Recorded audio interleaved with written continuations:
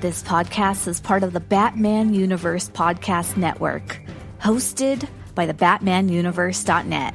Check out everything related to Batman and the entire Bat family at the BatmanUniverse.net, including news and original content related to comics, movies, television, merchandise, video games, and more. Also, check out some of the other unique podcasts that TBU has to offer. Consider supporting this podcast by becoming a patron on Patreon. Even $1 can go a long way in supporting this content that you enjoy. Look for a link over at the BatmanUniverse.net to offer your support now. And now, on with the show. Hold on, Lex. I'm picking up something. Does that asteroid look unusual to you? I got the alert. What's up? Initial reports are some kind of creature. If anyone's watching this, send help! This monster's killing everyone! Alert! 3 leaguers down and we only just got here. Need backup now! This creature has not been identified and is rumored to have left members of the Justice League wounded or near death. There's one thing I can't stand. It's a bully. We need you, Clark. Don't hold back, or he'll kill everyone.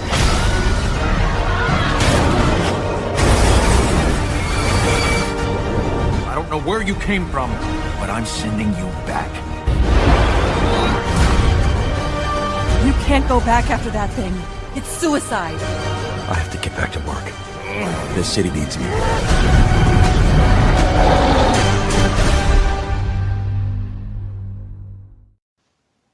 Hey, what's up, everybody, and welcome to another episode of Jordan from Smallville, Batcat Shipper.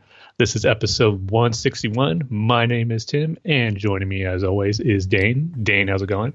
Hey, Tim. How's it going? Doing good. I mean, I don't know, depending how the next month and a half go, Yeah. we might be bitter baseball rivals because as it's looking right now, Oakland's going to face the Yankees in the wild card game. And I don't want to be too extreme, but I think the fate of the podcast might be in the hands of whoever wins that series or that one game. I mean, you would figure that the Yankees would have it, figured out by now. You would think. Yeah. But I guess not. It's, yeah, not gonna lie here. I think I even texted to you this earlier, but I'm a little scared of Oakland facing them for one game. They just seem to have that special mojo or whatever you want to call it thing going on for a team that just has such an unlikely great year that it's going to continue on, and they might have a pretty good postseason run as well. And you don't want to face those teams, especially in a one-game playoff where anything can happen. So I'm not going to be, even if the Yankees are playing real well, I mean, by the time we get to that wild card game, it's still going to be a nail biter, and just I'll be not fully confident that this is such a given game. I mean, Oakland had a good year, but they're no match for the Yankees. Anything can happen in there. So, yeah, it's going to be a crazy month and a half leading up to that. But I'm kind of hoping now it is Oakland and Yankees, just so we can have some fun. We'll put it this way, Tim. I am just focused solely on this season. I'm not worried about the playoffs. I'm not worried about wild card. I'm not worried about World Series. I'm just focused on this current season right now. Let's finish in a good position, and I'll be happy, because as we all know, the A's have either lost in the ALDS or that elimination wild card game. Yep. Right? So, yeah, I'm just focused on this season right now. And would you say that no matter what happens, it's been a good, successful year, matter what? Totally. I mean, it's kind of hard to explain to people that don't watch baseball how big the gap is between Oakland, financially, Oakland and the New York Yankees, right? Yeah. It's huge. And it means a lot. It means You're stuck in the Coliseum for however long. And it means, most importantly, that you cannot find good free agents. You can almost never expect a big signing. And it also means that you have to use players that on other teams would be with their AAA affiliate. So it's a surprise, Tim. But I'm sure a welcome one. So Yeah. It's definitely made the last 2 months of the baseball season a lot more fun than you're expecting, I bet. Yeah, no, it's kind of amazing. I think they won 6 in a row recently, which was, I think, broken up. Either I think it was in LA, or was it with the Angels? No, it was the Dodgers. I think they were playing. Yeah, most Dodgers. recently, yeah. Yeah, so I think you're only three or four games out of the division lead too. So yeah, I don't know. set your sights on the wild card. Make the push for that division. Yeah, I swear a month ago they were 10 games behind Houston. Yeah, it happened really quick. It Yeah. just made all this ground.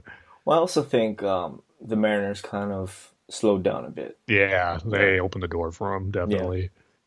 So, lovely surprise. Hopefully they can keep this up. I think they lost last night, but it's only one loss. So Sure, exactly. Yeah. They still got a few game leads over Seattle before they start making a big comeback. So should be fun. And Yeah. I'm sure we'll be giving constant updates every 2 weeks. We'll record an episode to see how things are going and winding down with the Right. rest of the baseball season. So Right.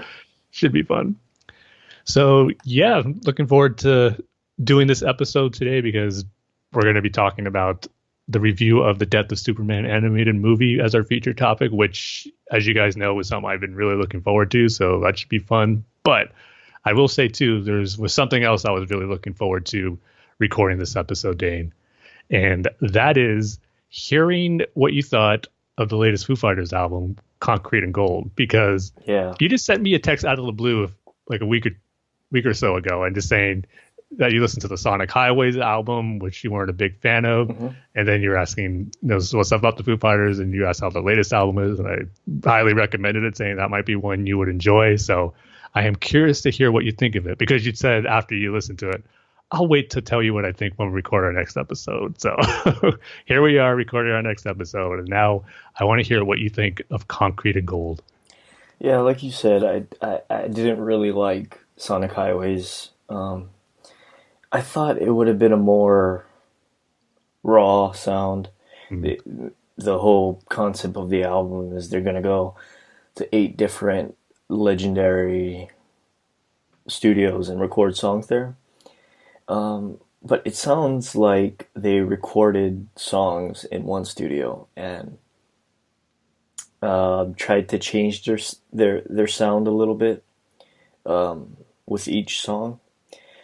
So I wasn't really impressed. And there's only 8 songs in there.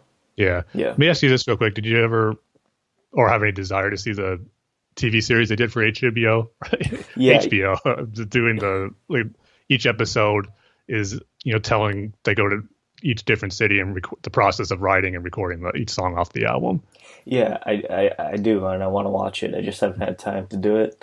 It's really good. I mean, just even if, like you said, you weren't a big fan of the album, just the whole process and idea of doing that and getting the musical history and culture that influences it in each city is really cool. Yeah. Like I was wondering if that would enhance the album, knowing that, or seeing the song being written, seeing the song being recorded. Maybe it enhances the experience. I think it will a little bit. There might be a song or two that you go, you might appreciate it once you hear the story and what went into it and just how the city influenced it. Yeah. So for Concrete and Gold, it's an alright album, especially coming off of Sonic Highways. I didn't really expect to like it. I mean, it's totally what you would expect from the Foo Fighters and a modern day rock band. there's really no surprises here. And Really interesting, because I kind of feel the opposite. As far as surprises go, it'd be a little different for them.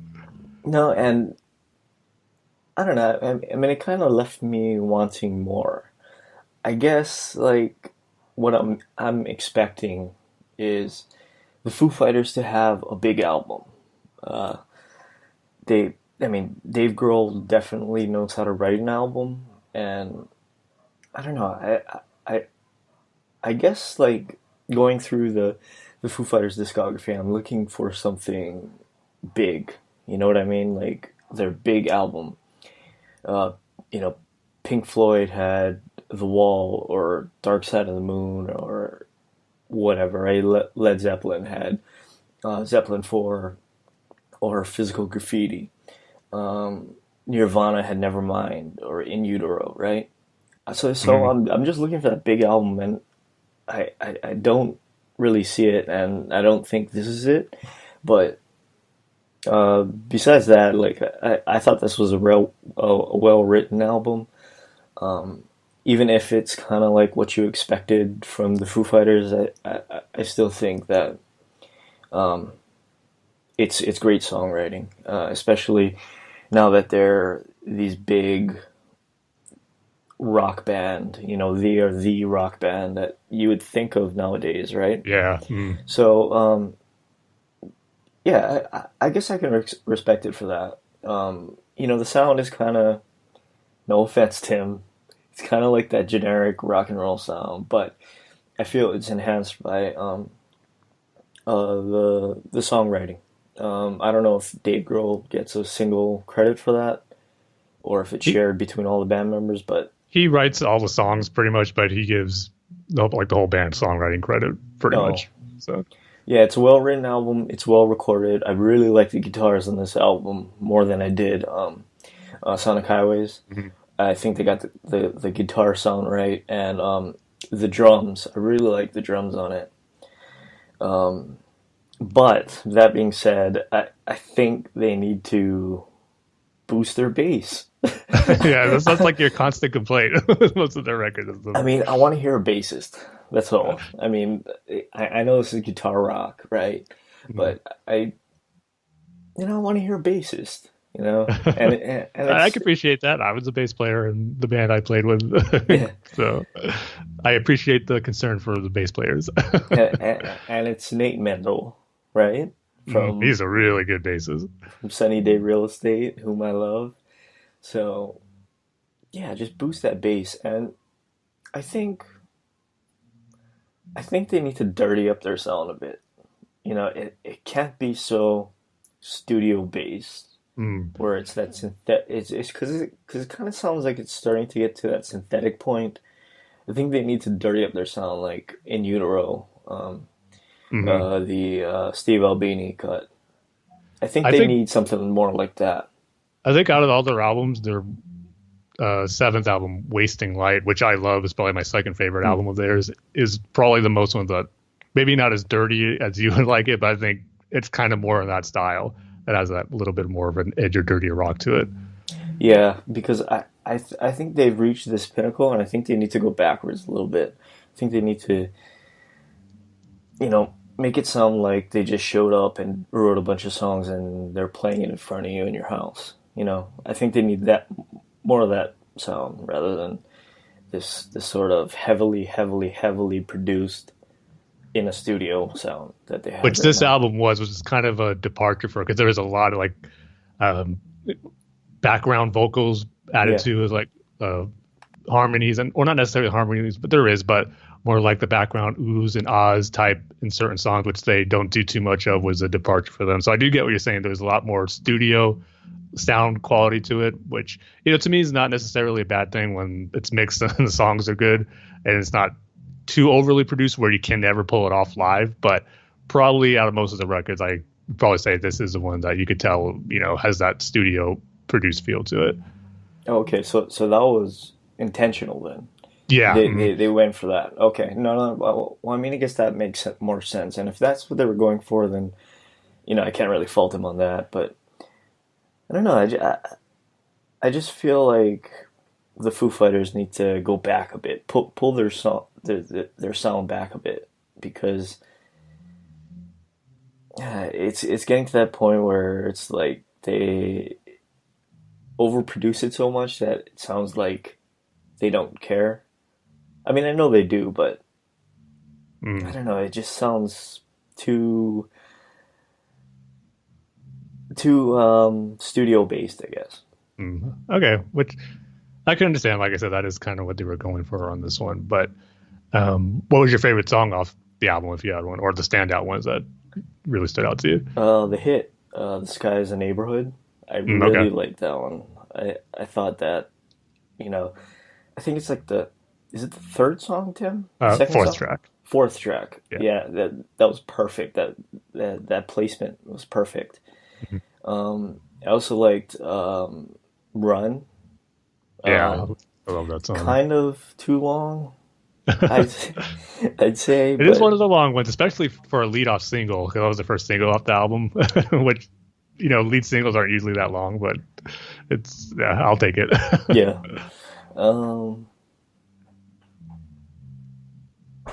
Yeah, that's pretty much it.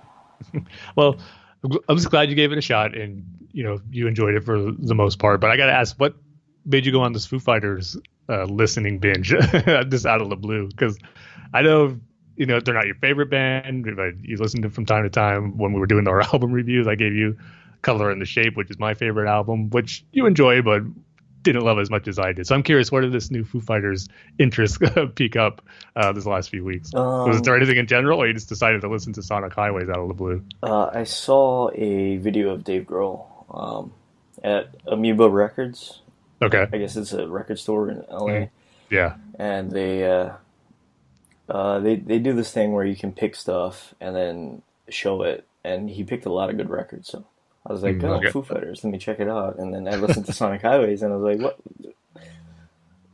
He was picking all this, like, underground hardcore albums, right?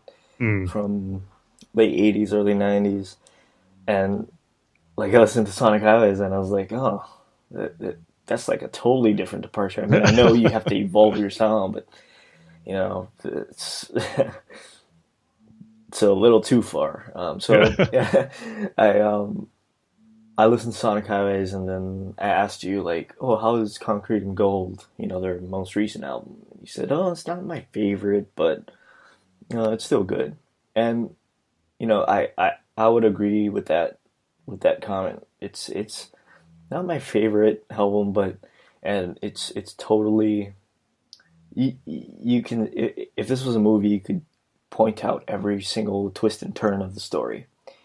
But at the end of the day, like I said, it's a well-written album. It's well-recorded, kind of. And it's got great songs on it. So, and another one is La Di Da. I got that, what is it, like Jim Jones in a blue bedroom or something? What's that lyric? Hey, that one starts off with the bass intro, so there you go. Yeah, maybe that's what it's a fuzz bass. So.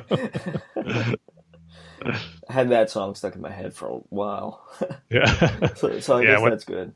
Yeah, hey, anytime a song gets stuck in your head, it's not one that annoys you. That's always a good thing. Yeah. Well, cool. Hey, as long as you're checking them out, that makes me happy, because what a big Foo Fighters fan I am. They're probably right under 311 for me is my favorite bands go. So always happy to hear when you're checking new stuff out from them.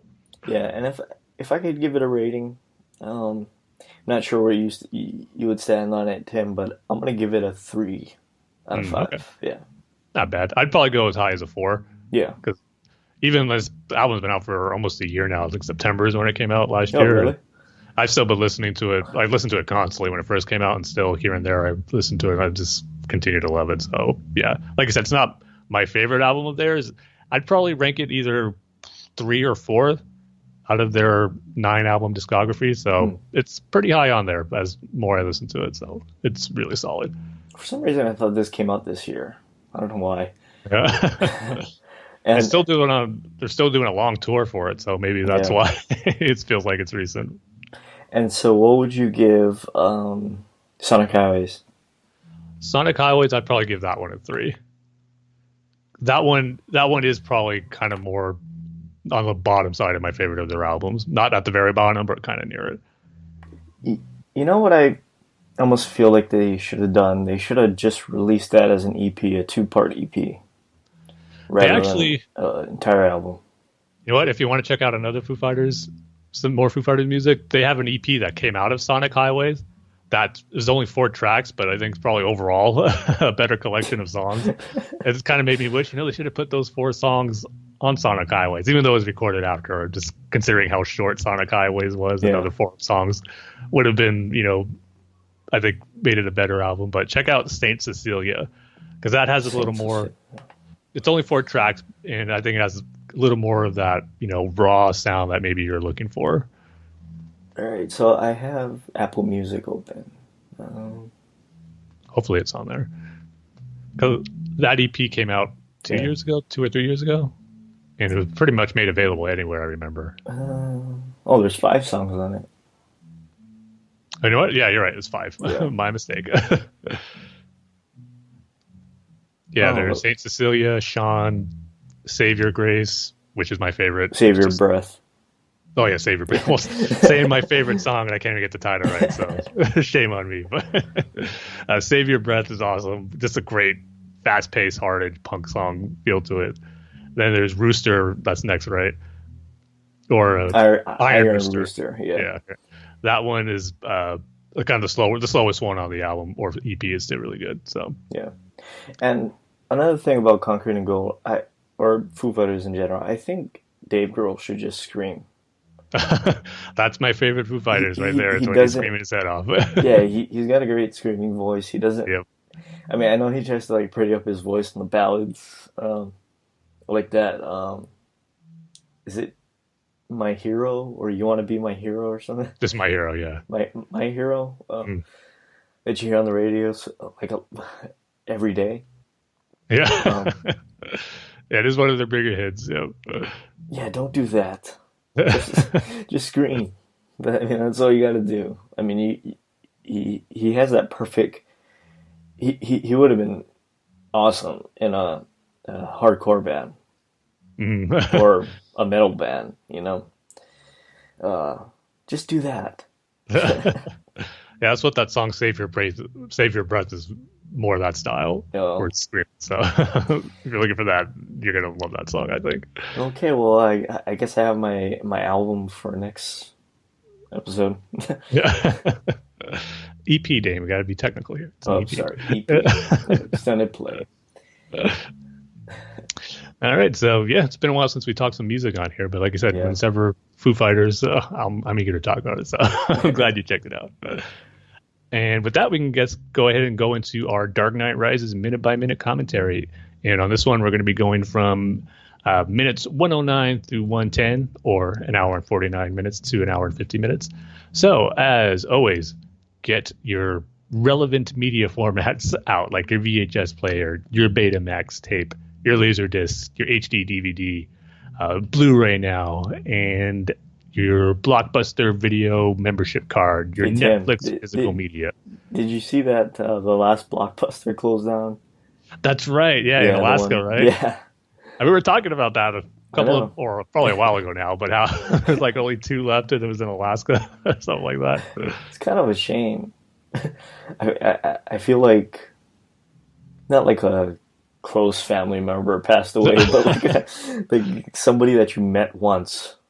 That made an impression on you. Just some fond memories that I guess now you can no longer recapture. Yeah. So yes, Blockbuster, now that you're officially gone, you will be missed forever. Yes. But if you have any Blockbuster video tapes lying around that you never bothered to return and you want to get them to DVD, you can also get your VHS to DVD converter. So that way they don't go to waste. Yeah. So, Dane, are you ready? Yes, I am.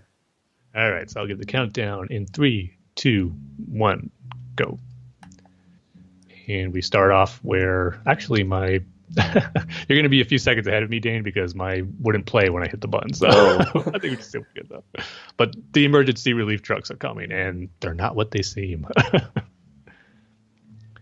Now, these are like the government agents that are going here.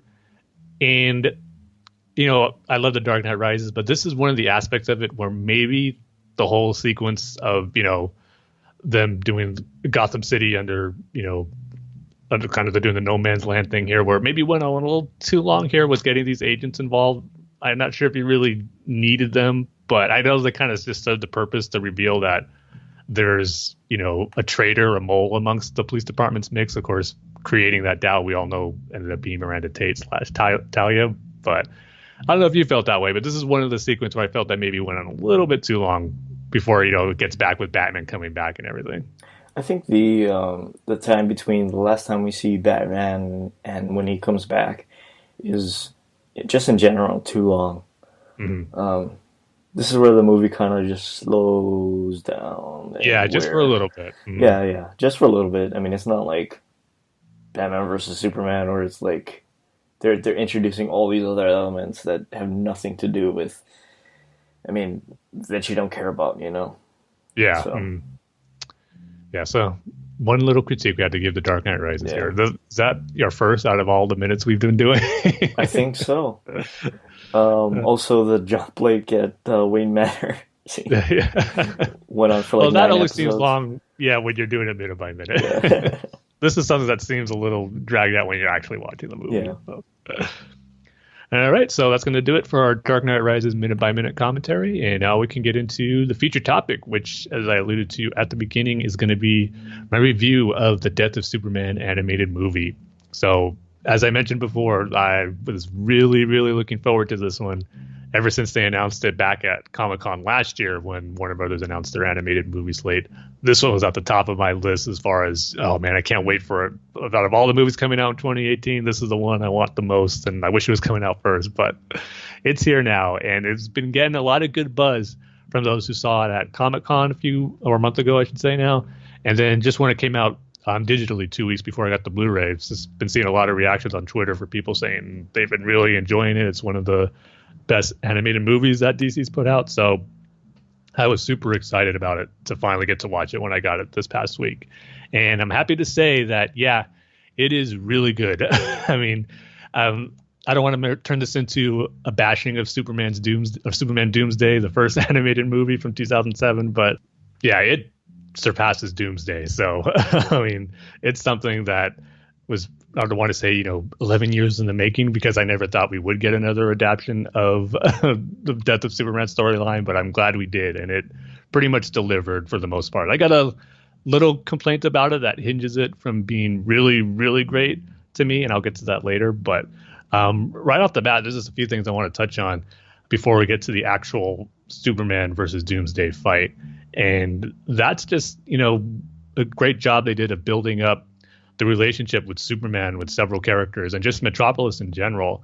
One of the big things in this movie is his relationship with Lois. And of course, plays a big factor once he dies and just what it does to her, and, makes it that much more heartbreaking when he does die. And since this is in the new, kind of like the New 52 continuity they established in these movies, beginning with Justice League War, they didn't really establish the Superman-Lois relationship at the beginning. They played with the Wonder Woman relationship route, just like the New 52 did.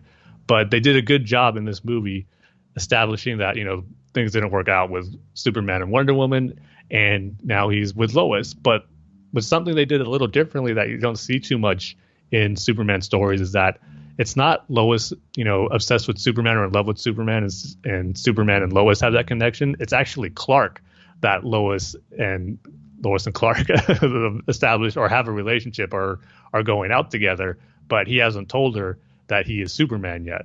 And I thought that was kind of an interesting way to go, because most of the time it's usually the opposite, where it's Superman and Lois in love with each other, and then it gets revealed that he's Clark Kent. But they're doing it the opposite way, and I think it worked well for this movie. But just in the limited amount of time they had, they just did a great job of establishing their connection and their relationship together that made it more impactful when he does die. At the end, you see her reaction for it. And you know what? I probably should have said this at the beginning, but either way, there's not going to be much spoilers because the title's right there and you know what this is about. But spoilers for, I guess, more further details about the death of Superman, even though there's not much more than really what's implied in the title. But I had to put it out there, even though if I was a little late in establishing that. But the spoiler warning is now there. I'm gonna talk about stuff in the movie that might be considered spoilers or might not, but it's out there. But yeah, so not only his relationship with Lois, but his relationship with the Justice League too. And that's another aspect of this movie I just really, really loved, because that was something missing in Superman Doomsday, and it was such a kind of a big part of the comic series too, where the Justice League faced off against Doomsday before Superman did. But just even before that, the interaction Superman had with the different Justice League members, there's a great, sequence where they're meeting at the Hall of Justice and the round table talking about missions. And then Flash mentions how, he's getting married to Iris in a day or two. And that spawns a conversation with Superman, kind of being surprised a little bit that Iris knows that the Flash is Barry Allen, and how Barry's all, of course she does. I can't marry her and have any secrets with her. And that's kind of getting Superman thinking, he should probably tell Lois. And Wonder Woman actually encourages him to do so as well, as they were in a training section in the Hall of Justice, which is a pretty cool sequence where we see them fighting Metallo and Cheetah. But just that dynamic of several members of the Justice League telling Superman he should, be honest with Lois if, she's the one he really loves and, cares about her. He should probably tell her the truth. So that was a whole kind of theme dynamic going in to the overall story before we get to the Doomsday part. And Batman didn't have a big role in it, but he had a cool enough role in where there was a great moment at the end that I just loved. It was real small, but he had an action sequence with Doomsday. He can't do much, of course, against this big, powerful, hulking monster. But, he got his few shots in there with his gadgets and explosives that made for some cool Batman moments. But my favorite moment with Batman came at the very end, where Superman has died and him and the rest of the Justice League members are just looking over his body and the destruction that was left there. And this Batman, the expression on his face says it all. This is what I just love. His eyes kind of widened as he sees Superman's dead, and his face or his hand is clenched in a fist, but then it just kind of slowly just lets go of his hand and just kind of shows his pain. He doesn't say anything, but you just see the hurt that Batman has in his facial expression, and then just his hand kind of just falling flat, and where you just see the hurt he has, and knowing that the friend, one of his closest friends in Clark and Superman, is now gone. So I just loved how they displayed that aspect and the dynamic of the relationship without any words. You just see the hurt that Batman has in that moment. It was just really, really well done. And then the other aspect that I really liked that they established in the movie is just kind of the relationship Superman had with Metropolis. The beginning of the movie starts out with him stopping Intergang from a bank robbery. You see the appreciation he has from the police. And then as they're rounding the criminals up, you see different people on the street just wanting to take pictures of him, showing their love for Superman. And as he flies off with Lois to drop her off to the Daily Planet, more people stop to say hi to Superman. You just really feel, the love and appreciation that Metropolis as a city has for him.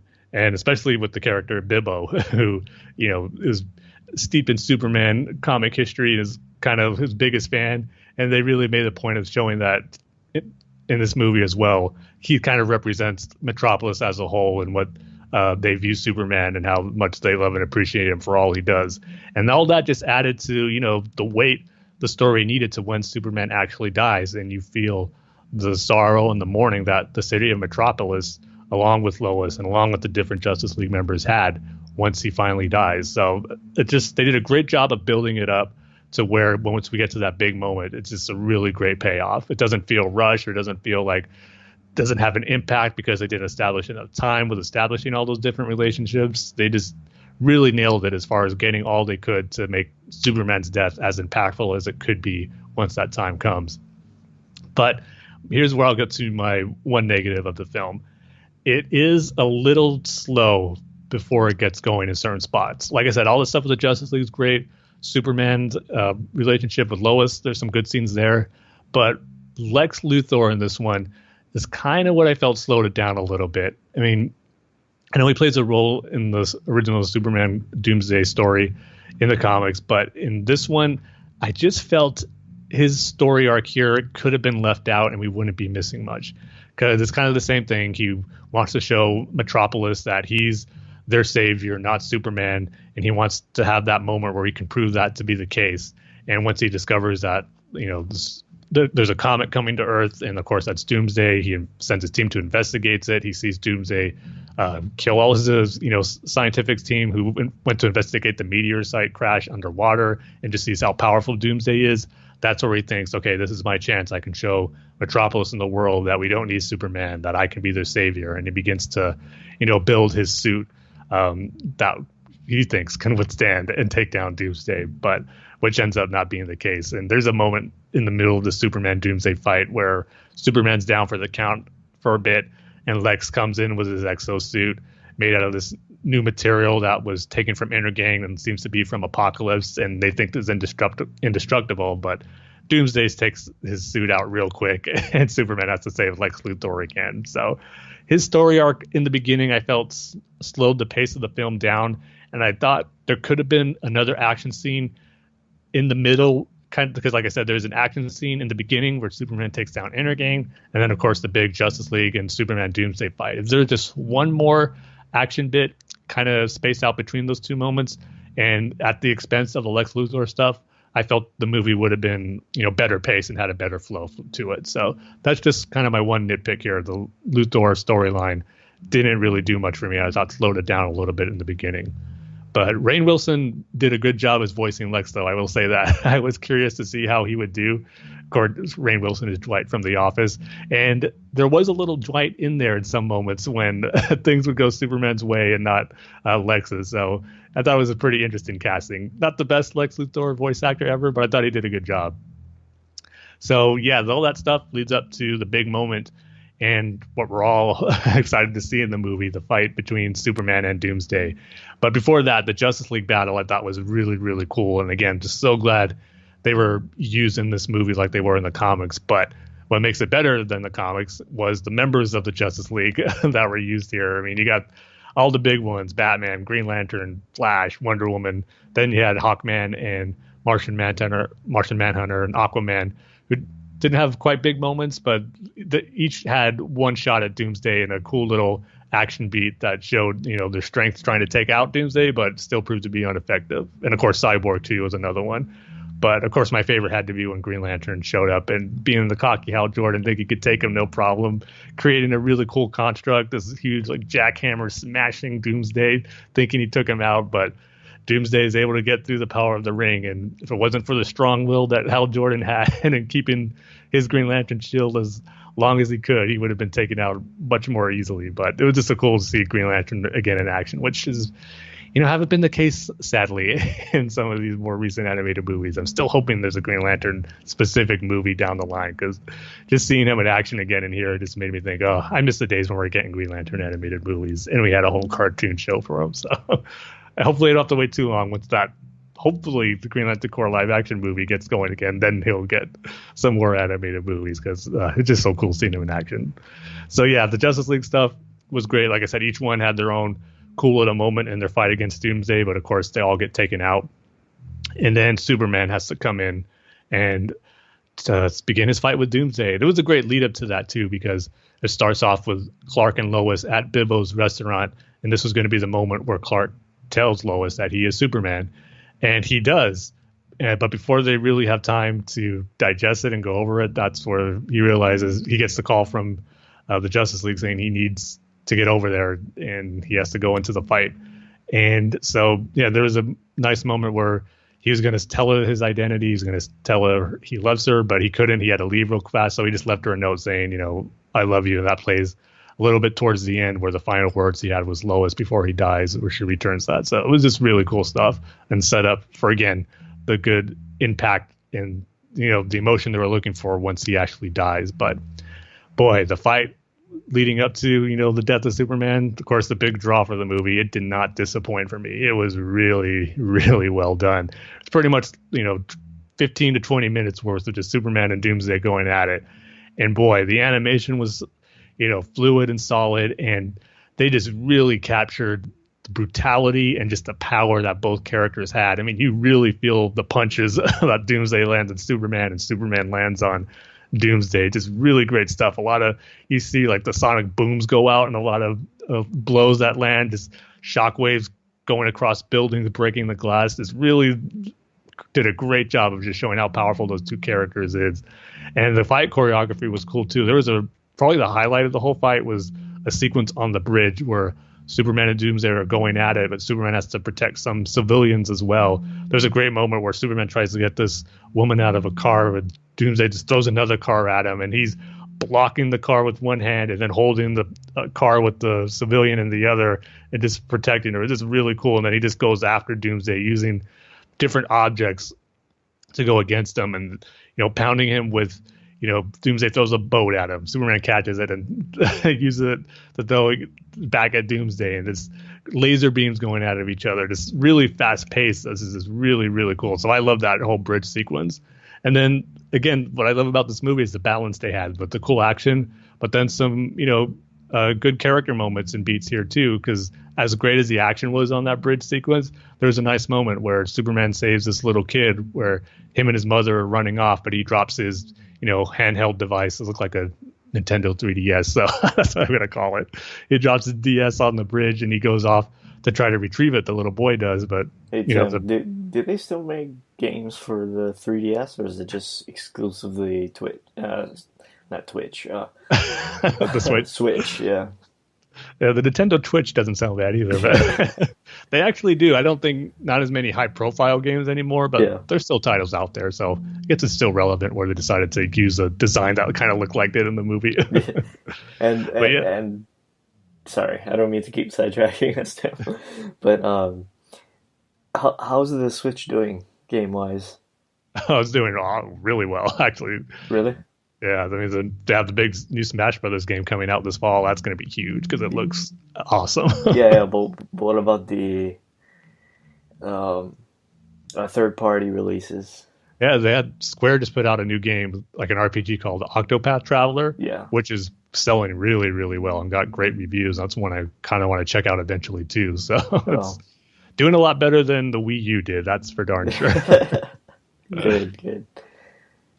Yep. So anyway, back to Superman, or Death of Superman. I should say. Superman.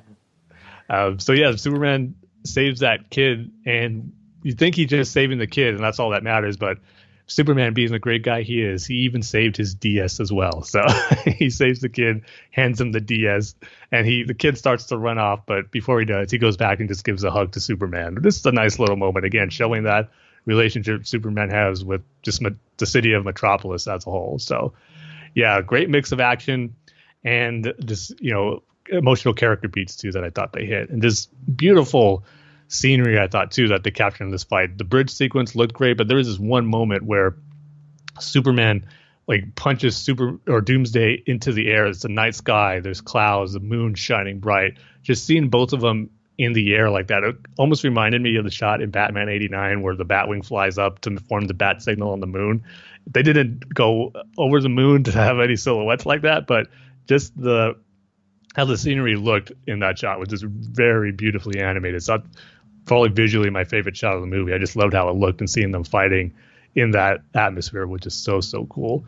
And another aspect I really liked about the movie is they incorporated some nice nods to several Superman movies throughout. I mean, there's a bit of dialogue in the middle of the fight after Superman saves Lois and Jimmy from the helicopter that got hit in his fight with Doomsday, and they kind of reversed the lines of how Lois tells Superman in the first movie with Christopher Reeve, where he says, "You got me, but who's got you?" Superman actually says that to Lois after he's winded and just trying to take a short break to get his stamina back after the fight. So Lois goes to kind of help him up. And, he says that to Lois instead of her saying to him, he says, "You got me, but who's got you?" Saying he has to do all he can to protect her in the city.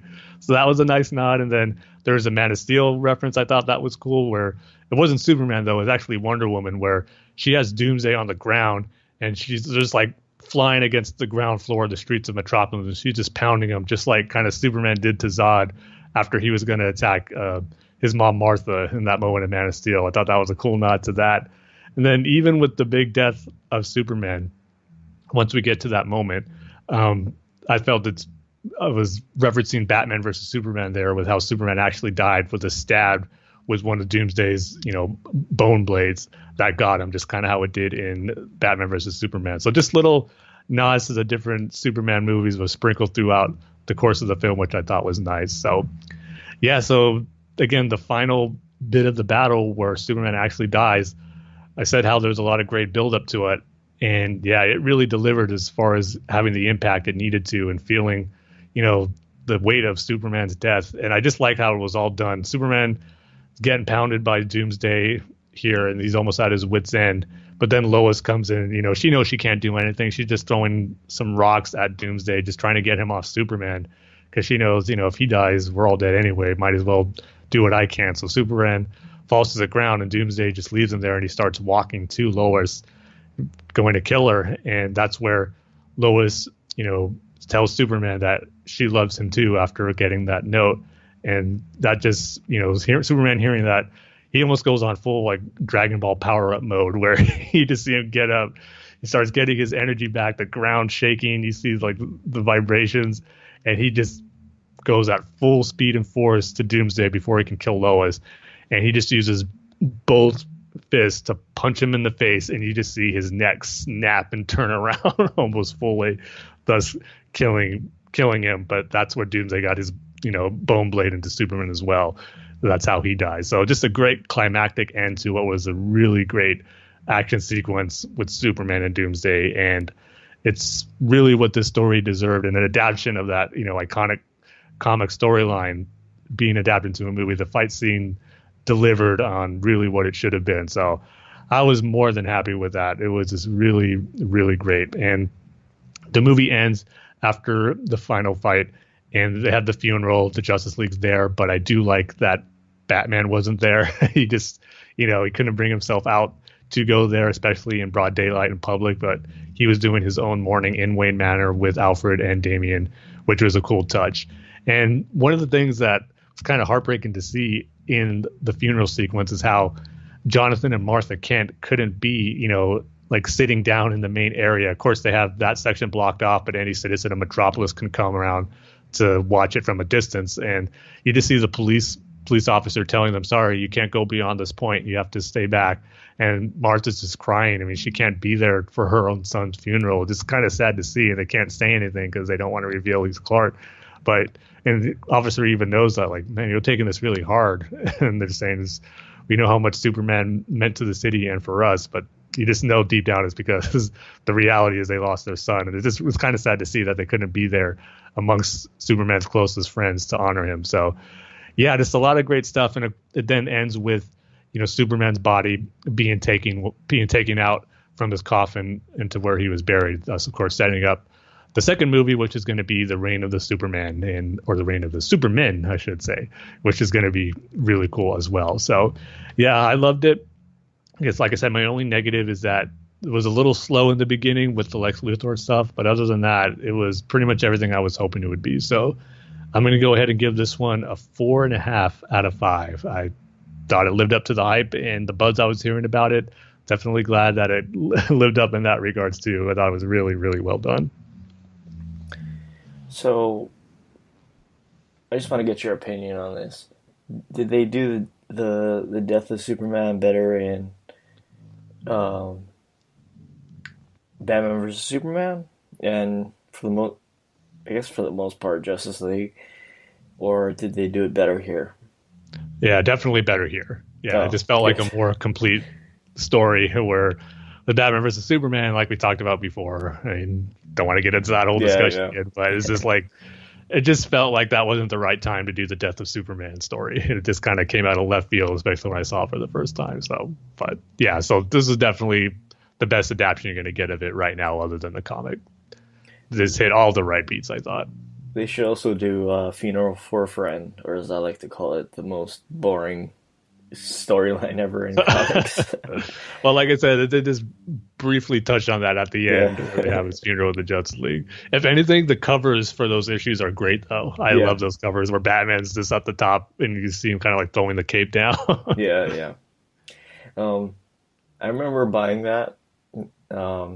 This was back when like you could buy I'm not sure how it is today, but you could buy the collection of the single comics. Uh-huh, They had yeah. the whole entire storyline, and I thought I had bought the death of Superman, but I bought Funeral for a Friend.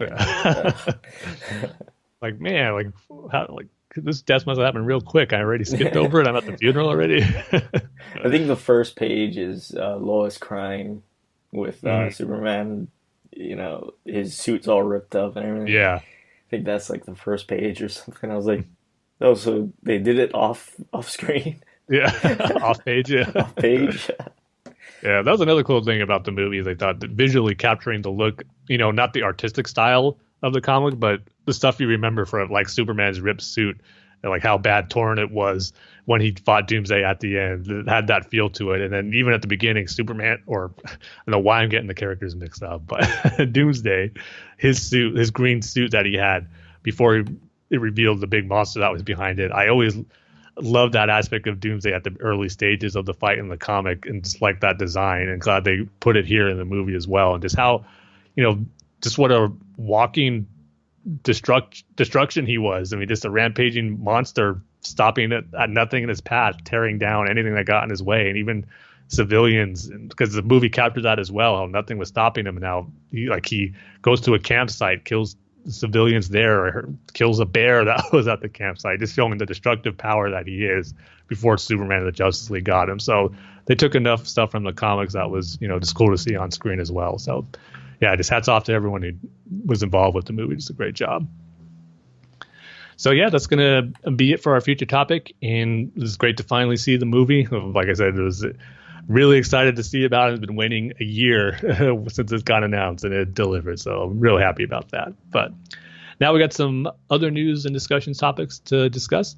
And one of them being is that Matt Reeves is talking a little more about his Batman movie, which is technically, I guess, still called The Batman. We'll see if that sticks as the final title. But I believe he was kind of like a film festival recently where he was doing some Q&As with different journalists that were there. And, of course, they had to ask about The Batman. So he touched on a few things which were pretty interesting. So I'll go ahead and read a few of those quotes he had as bullet points and kind of go over what it might mean for the film and what we think. But, you know, first gives an update on where the movie is at. He goes, "We are working on getting our draft in the next couple of weeks." He says, "Right now my head is totally in the script. And right now I'm going to be leaving here to go back to work on the script." And in regards to shooting, he goes, "What we've talked about is hopefully in the spring or early summer, something like that." Then again, of course, you know, kind of the state of the DCEU, not being sure, you know, if it's going to continue or if it's going to be reset with the Batman movie. They're going to be part of the DCEU universe. And we know it's continuing with Aquaman and Shazam. But I guess the big question, will Batman be a part of it? And he goes, "There are ways in which all this connects to DC, to the DC universe as well. We're one piece of many pieces, so I don't want to comment on that except to say that I'm focused very specifically on this aspect of the DC world." And then as far as what comics they're adapting from, because there was a story a few weeks ago that, they're going to be doing Year One, and it's taking inspiration from Year One. And that got some people thinking, oh, isn't that kind of like a rehash of Batman Begins? I mean, are we going to get another origin story like that? But I always kind of took it that that's really not the case. You might be taking inspirations from it in other ways, like visually or certain characteristics, but not necessarily the origin story aspect. And I think that's kind of what is going to be the case, because he says here, "We're not doing any particular comic. Year One is one of the many comic books that I love. We are definitely not doing Year One. It's just exciting to be focused very specifically on a tale that is defining for him and very personal to him. Obviously, we're not doing an origin tale or anything like that. We're doing a story that is definitively Batman and trying to tell a story that's emotional and yet is really about him being the world's greatest detective and all the things that, for me, since I was a kid, made me love Batman." You see, this made me happy. Yes. I don't want to see another Year One adaptation like Batman Begins was. Yeah, because you already got it. It was done perfectly. Yeah, right. And I absolutely 100% do not want to see another scene of the Waynes coming out of the theater, and then, you know, Joe Chill shows up, and, you know, I don't need to see that again, especially after Batman vs Superman. Just that was just awful. I mean, it was that, and then it turned into the Bat Dream. I just don't need to see that again. Yeah, it's kind of like the Spider-Man thing where you don't need to see his origin in the old Uncle Ben speech again. Like, we know what it is, and it's great, but for movie audiences, you don't want them to get tired of seeing the same thing over and over again. So, as impactful as the Wayne murders are to Batman's story, and then how important it is, obviously, you don't necessarily need to see it for every new Batman movie or story that we're getting. So, yeah, totally agree with you on there. And again, like you said, reading that made me happy as well. Just hitting the things that make me excited about the movie is how he says, this is, a defining, like, personal story to him, and how we're really trying to make it a detective story, which is really cool to me. Then he goes on to add to that saying, I've talked about making a very point of view, noir-driven, definitive Batman story in which he is investigating a particular case that takes us out into the world of Gotham. I went on a deep dive again, revisiting all my favorite comics, those all informed by osmosis. There's no continuation of the Nolan films. It's very much trying to find a way to do this as something that for me is going to be definitively Batman, new and cool. So yeah, to me, just gets the important aspect of what this Batman movie is going to be. That's both different, but yet honoring what we love about the characters. Something that's, going to be, I just see what gets me excited is, like I said, the personal, defining story that they're trying to tell for him, which to me, when you get into Batman's, emotional state where his head's at, something that's really important for him, that's going to make for a great Batman story, which it usually does when we get stories like that in the comics, in animated episodes or movies, and just live action movies like the Dark Knight trilogy. And the fact that he's going to do it here, having it revolve around this detective story and a case that he's going to go on, that maybe, I don't know, just makes him think about his life and role as Batman, or maybe it harkens back to his parents' murder, maybe without, showing it, but that's going to be something that ties into that, and that makes it a very personal story and case for him to go on in this movie. So there's just a lot of stuff that gets you excited about what Matt Reeves has planned here. So yeah, definitely exciting to hear him talk about it. And also too, we might not have to wait too long to the movie to finally begin production. As he says, probably next spring or early summer is when the cameras might be rolling on it. So that's going to be exciting. And I would like to think by then we'd finally have a definitive answer as far as Affleck not coming back and who's going to be the new Batman, because that's still a thing going on right now. And, I'm just waiting for the official announcement, because as we've said before and discussed, I'm kind of expecting Affleck not to come back, sadly, but, and if he does, it'll be a surprise, but I'll welcome it. But at the same time, I'm just preparing myself for a new actor to take on the role of Batman. So if that is the case, then we'll be finding that out probably in the next few months as well. So things look to be picking up fairly soon for a new Batman movie, which is always exciting, of course, to be able to follow and discuss as we get closer to its production, and then when we finally get a release date for it. So it's always a good time when we get a new Batman film on the horizon. But before we get the new Batman film by Matt Reeves, we're going to be getting the Birds of Prey movie, which was revealed of who the villain is going to be for that film. And it was first reported by The Wrap that it is going to be Black Mask. And this is something I'm really excited about as well, because we're getting a new Batman villain that we haven't seen before yet in live action. And I think it's a villain that can work well without being in an actual Batman movie. I think he could be great as a villain for a Batman movie as well, but he's gone up against, some of the characters that are going to be in the Birds of Prey in the comics as well. So I think he fits in the mold for a villain that they're going to be facing here. And I'm just excited to see Black Mask. I mean, visually, he's, I think, one of the cooler looking Batman villains, especially the one that's just the black skull mask. And I really hope that's the design they use, because to me, that's become the definitive look for Black Mask, instead of his first one where he's kind of more like just in a mob boss suit and just has a black mask that's made out of a coffin covering just the front of his face, and that's it. And you can still kind of see the side of his face, like his cheeks and all that. So that wasn't my favorite, but it's not horrible either. It still has its unique look to it, but I prefer the one that's the skull mask. It just looks really cool, and I think would be awesome to see in live action. So I'm excited about that. And again, one other thing I'll say about Black Mask as far as how he'll be portrayed in this movie, I'm kind of hoping because he's obviously probably going to be a mob boss as he is most of the time in the stories that he appears in.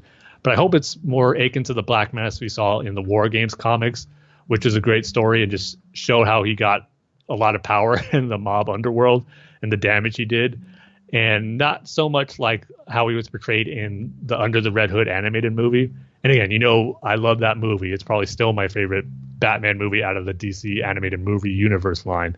But Black Mask there, while he wasn't bad, I just felt sometimes played a little too much for comic relief, and you just see him lose his temper when things go wrong and just kind of didn't seem very much like the capable mob boss that I think he can be. So again, just hope he's not paid for that type of mob boss who's going to provide laughs by yelling and screaming when everything goes wrong, just plating for jokes. I mean, he can have that, but have it be done in a more serious way. He's not coming off as a joke. So that's the only little bit of, I wouldn't say a concern because I don't know what they're going to do. I have to say I hope they go more towards, the capable mob boss that we all know he is and the different stories we've seen like in War Games. And to I guess certain extent, Arkham Origins, even though big spoiler alert for anybody who hasn't played that game, it wasn't really Black Mask who was operating that whole plan there. I won't say who it is because that's a big point of the story, but you still got the essence of what the Black Mask character is about in that game too. So yeah, I'm excited about it. How about you, Dane? Totally forgot about that movie. How could you forget? It's one of the best. Yeah, there was this news that came out, and then also that I guess Lady Gaga turned down her role. See, that's the one I forgot about. Yeah. Because I don't know how serious that was. I don't know if it's just like a rumor report or if there was some actual factual basis to her turning down a role. So I'm not sure. Yeah. But yeah, so after we got the Black Mask news, then we got some casting for the Batwoman role that's going to be on the DC TV crossover this year with Arrow, The Flash, and Supergirl. And I think if all goes according to plan, Batwoman's going to get her own spin-off series. So the actress who got cast in the role is Ruby Rose. And an actress who I'm not too familiar with, I haven't really seen her or anything, but she looks like she could play the part of Kate Kane.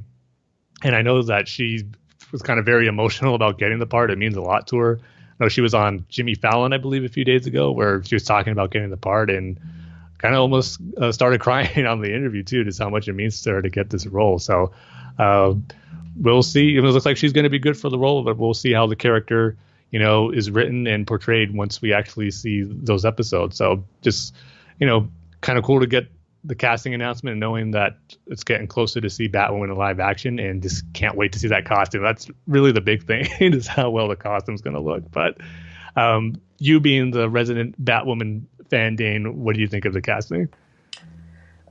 I guess it's good. Like you said, I haven't really seen Ruby Rose in anything really. But it clearly means a lot to her. She was getting like all emotional and stuff, and I see a lot of people on Twitter saying that they're happy that they actually got a person that's gay to play a character that is right or sorry, lesbian, which is great. So yeah, I gotta see that costume first. I don't.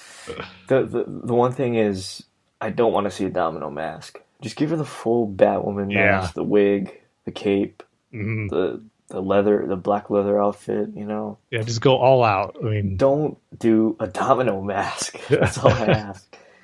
Because if she has a Domino mask, why would she even bother to be called Batwoman? Right. You got to have a cowl if you want to have the Bat name. Or what did Arrow have, like black face paint or something? Yeah. In the beginning. Yeah, that lasted for about a season and a half, and thankfully he got his regular Domino mask. Just after a season. Just don't do the Domino mask. Just give her the full. Yeah. I was gonna say I've seen jokes online too about the costume. People say, "Hey, here's first look at Batwoman's costume," and it's just a leather jacket with the Batwoman logo on there, like something real simple. And it's like, yeah, that they have gone that route in the past, so I can see why it's a joke and it is funny. But I don't know. I just would like to think maybe I'm too hopeful that But for kind of bringing in the first, Bat family character into the CW universe, you got to get it right. Yeah. I mean, you just got to get it right. So yeah, and it's not only that; it's also really well designed. Yeah, in my opinion. So no, I agree. Yeah, so just do. You already have the costume designed. Just do that. Don't try to just here's a leather jacket. Here's a pair of black jeans and a domino mask. Don't do that. Just give her the whole thing, right? Yeah. Right there with you. So we'll probably get that reveal not too long from now. So good. But I'm glad that it means a lot to her, which means she cares about it, right? So yeah, exactly. Yeah, it's good to see. All right. So with that, that's going to do it for our news and discussion topics for this episode, and we can go ahead and get into our listener feedback section and conversation with Alex. And as always, we got an email from Jordan.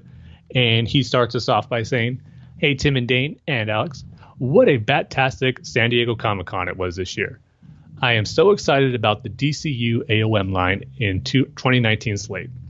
I'll get to my non-spoiler thoughts on the Death of Superman later on. Short version, I loved it. And based on that, combined with the reign of the Superman featurette and the news that Gotham's Jerome/Jeremiah Cameron Monahan will be voicing Superboy, my excitement level is extremely high for Reign of the Superman. Of course, that's the film we already knew about, though. In terms of the ones just released, wow. Justice League versus the Final Five sounds awesome. I wonder if it will tie in with the Legion of Superheroes, since the Fatal Five are primarily Legion villains. Batman Hush is the one that had me running around and screaming when it was announced. I've been waiting for them to adapt Hush for so long. It's one of my all-time favorite comics. They almost did it in the Batman continuity years ago as a sequel to the Batman vs. Dracula. There's even some concept art from it online, but unfortunately that just didn't come to pass. I'm holding out hope that maybe they'll do what they did for the new Batman Adventures 20th anniversary last year with Batman and Harley Quinn and set Batman Hush in the Batman's continuity for its 50th anniversary next year. As you guys know, The Batman is my all-time favorite animated series, and I feel it deserves a reunion movie like the new Batman Adventures and Scooby-Doo and Batman the Brave and the Bold have gotten recently. Even if that doesn't come to pass, though, it's still a dream come true for me getting a Batman Hush animated film in any continuity. The one thing I can't stop thinking about is getting the iconic Bat-Cat rooftop kiss from Batman 610 in animated form. Then there's Wonder Woman Bloodlines. It's awesome to finally be getting another Wonder Woman animated movie. It's been a long wait since the last one, 10 years by the time this one comes out. It's also another case of WB creating synergy between their live action and animated films, since it will likely be out around the same time as Wonder Woman 1984. In terms of the continuities of all these movies, there's no word on it yet, and it's hard to say. The pattern has been that the first two releases of the year are in continuity, and the third one is out of continuity. But with 4 films instead of 3 in 2019, that might not be the case. Like I said, my ultimate hope would be for Batman Hush to be out of continuity and instead set in the Batman's continuity, which I suppose would make sense with it being in the third release of 2019. If it's in a continuity other than the Batman, though, including the New 52-inspired shared universe, I'd love for them to bring back Jennifer Carpenter as Catwoman from Batman Gotham by Gaslight, because she was remarkable in the role. My guess is that Justice League vs. the Fatal Five will be in continuity since it's the second release of the year, and those usually are. As for Wonder Woman Bloodlines, I think it would be awesome if they set it out of continuity and put it in the same continuity as the 2009 movie and paid off that cheetah tease from the end. That would be awesome and would help it further tie in with Wonder Woman 1984. I could also see them taking inspiration from the first arc of the New 52 Wonder Woman, since that is titled Blood. That is even more likely if Wonder Woman Bloodlines is instead set in the New 52-inspired shared universe, of course. Yeah, like I said in the last episode, I'm kind of hoping that's the case for Wonder Woman, that it's based off the first arc from the New 52, but I wouldn't be opposed to having it be a direct sequel to the 2009 movie as well, Jordan. I mean, I agree. I mean, it had that great tease of the end with her fighting Cheetah, and to kind of get that fight maybe at the beginning and then it goes into another story would be pretty cool. And yeah, you make an interesting point about the Batman being kind of the continuity it's set for Hush. I honestly can't see them doing that, but I get where you're coming from as far as, respecting that series and the milestones it has, like the animated series and Brave and the Bold got. So I think that's something they probably should do down the road, but I don't know if Hush is the right one to do that, even though it was their plan to do an adaptation of it for the sequel to the Dracula movie. But I just can't see him doing that for here. But I do hope eventually you get to see your favorite animated series of Batman revisited again, because I definitely, even though I haven't seen every episode, I know it has a big fan base, and it probably should have a, at least not a full-blown like re-series revamp, but just a continuation for the fans, I think would be nice, like you said. But he continues saying, the Titans trailer blew me away. It primarily focuses on Robin and Raven, and it looks like they're going to be the first Titans to meet up before Beast Boy and Starfire join in on the fun. I'm loving Brenton Thwaites and Tegan Croft in their respective roles so far. I dig that they're playing up the horror elements of Raven. The part of the trailer showing Haley Circus gave me chills. The action looks incredible as well. I've been in awe of the Robin suit ever since the first photo we got, and now I love it even more seeing it in action. I love that they're exploring Robin very soon after his falling out with Batman. Well, I love Greg Weisman's Earth 16 take on the relationship, where Dick's transition into Nightwing is an amicable one. I also love when Bruce and Dick do have a rough falling out. It made for one of my favorite episodes of the new Batman Adventures, Old Wounds. I love the music in the trailer too. This trailer got me even more hyped for the show, which I was already extremely hyped for. And I'm just so pumped for the DC Universe to finally launch. I signed up for a full year already, plus 3 extra months, and I can't wait. Well, glad to hear you enjoyed the trailer, Jordan. I know, like we said in the last episode, it was a pretty mixed reaction to it, but I'm good to hear some excitement for it. And as you're mentioning the DC Universe app that's coming out, of course, which the series is going to debut on, I got to rant about something real quick. I sent the tweet out through, our Bat-Fans Twitter and my own personal account, how there was a great look at how the app is going to work and operate from Joe Blow movie trailers. They got to have early access to it. They got to go, I guess, to one of the DC offices, and there was a representative there showing them how it works. And it looks great. The app looks cool, how it's laid out, and everything is going to be featured on there. It all looks great. But here's the thing that got me super disappointed. One of the guys at Joe Blow asked them, the different systems that's going to be launching for. And he goes, of course, iPads, iPhones, Androids, handheld devices, and then on Roku's, Apple TV, the Fire. Is it Amazon does the Fire? I forget, but one of those other ones. Yeah, the Fire Stick, yeah. Okay, so it's all going to be available there. But then he asked the DC rep, what about video game consoles, Xbox and PS4? He goes, not at launch. We're going to be looking at what fans want to see in the future. When I heard that, I was like, oh, you got to be kidding me, because that's where I watch all my video app stuff. Netflix, Hulu, Amazon Prime. It's all through either the Xbox or the PlayStation.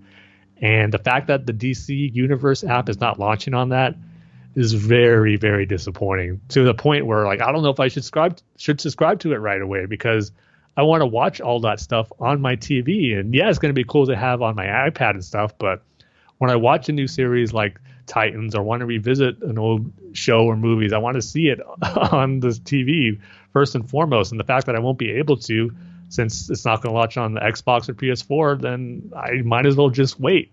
So that was a real bummer to hear, because I was looking forward to it, getting it and subscribing to it at launch. And I still might. I got to think about it, how much maybe I'll watch on the iPad or whatnot. But I'm really seriously considering about waiting, because I just think it's a shame, and they're really limiting the amount of subscribers they can get if they were putting it on the Xbox and PS4 at launch. So that was really disappointing to hear. I'm not going to lie. So, yeah. Well, you know me. I'm going to wait for your opinion. So if you're not going to try and it might be a little longer day. Yeah. If you're not going to try it, then I don't know. It just doesn't make sense to me. Why would they do that? Why would they not put it on video game consoles that they know so many people have access to? It's just, maybe it's a technology thing. They don't know quite how to do it. It could be a thing that they roll out later. Yeah, they said, like I said, they're going to look into it, and excuse me, I'm pretty confident they will eventually be on there. But how long is that going to take? It's just, don't want to wait too long for it. It's just, Right. like I said, they're limiting the amount of subscribers I think they should have. And you're right, maybe it is a technical issue that's preventing it from launching right away. But I didn't get that impression when the DC rep was talking about it.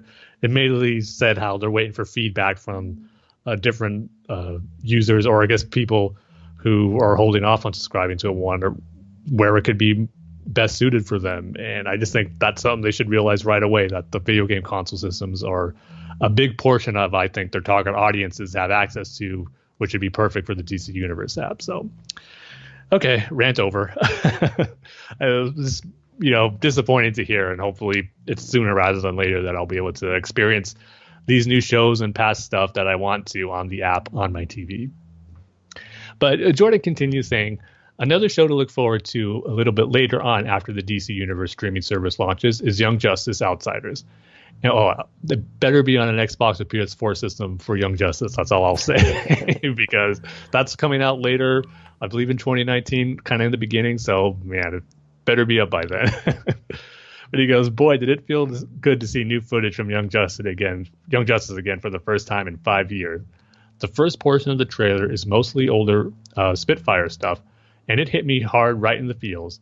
In terms of the new stuff, wow.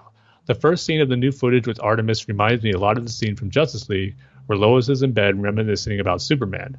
It looks like we may be getting Young Justice's take on the Judas Contract soon, with Tara Markov being introduced. And I'm so eager to see what the Young Justice writers will do with that iconic story. I was already very intrigued by the metahuman trafficking storyline in Season 3, and based on the trailer, it looks like the show will indeed be doing some very interesting stuff with that. It seems as though there will be a lot of focus on New God stuff in Season 3 as well, which is awesome, as we're finally getting the tease from the end of Season 2 paid off. The other highlight for me is the snippet we get of that Batman versus Bane fight, because Batman taking on Bane is always badtastic. The Shazam trailer just makes me howl with laughter. It's hilarious, and it's charming. My favorite stuff are definitely the interactions between Shazam and Freddy. I think the scenes between them are going to be the highlights of the film. Zachary Levi seems to just be killing it portraying a kid in an adult's body. I'm so impressed with his performance so far. I think that it's going to be very easy to connect with Freddy, given that he's a huge DC fan just like we are. I also love how we see Billy's heroic values even before he gets his powers when he saves Freddy. I think this film is going to be an absolute blast. The Aquaman trailer is everything I could have hoped for. It was totally worth the long wait it's been to finally see our first trailer for the movie.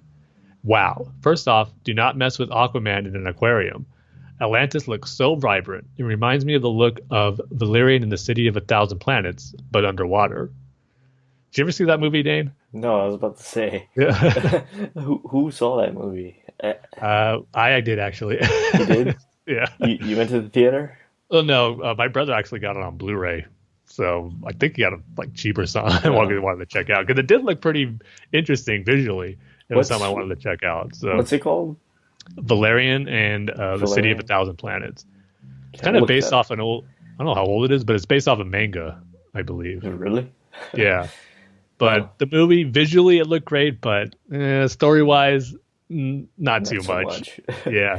It's not horrible, but it went on a little too long. There was like a subplot kind of in the middle there that I thought wasn't that great. There is a good story in there, but I think it kind of takes a little bit for it to get going and resolved. So yeah, not great. But I understand what you're saying here, Jordan, how Atlantis does kind of have that feel of how vibrant it looks. So because visually, Valerian looked really, really cool.